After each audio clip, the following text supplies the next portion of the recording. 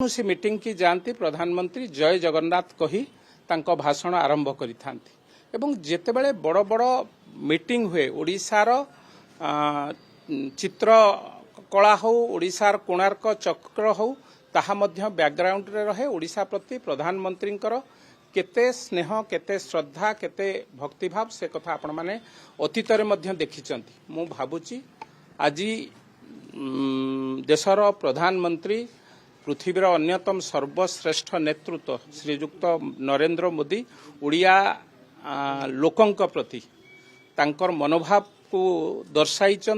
उड़िया को बा ओडिशावासी की केते भल पाती ता आपण माने मध्य गत मन की बात रे आपण माने देखिथिबे। आज जो ओडिया रे लिखिचंती ओडिया को समृद्धिशाली करिया को पड़िबो। अतीत रे हजार हजार वर्ष पूर्व ए जाति एक समृद्धिशाली जाति थिला। ए जाति एक श्रेष्ठ जाति थिला। पुणी थरे से कथा को दोहरई आज देशर प्रधानमंत्री जेतेबेले ओडिया रे ए कथा को लिखिचंती निश्चित भावे आम पई ताहा प्रेरणादायी एवं आगामी नुआ ओडिशा गठन पई जो संकल्प रही राज्यर मुख्यमंत्री 2036 मसीह मो राज्य एक अन्यतम श्रेष्ठ राज्य हम मु भावुची प्रधानमंत्री ए भाषा ए कथा निश्चित भावे आउ फर्दे जोड़ी हम आम साहस को आगक नवाई आम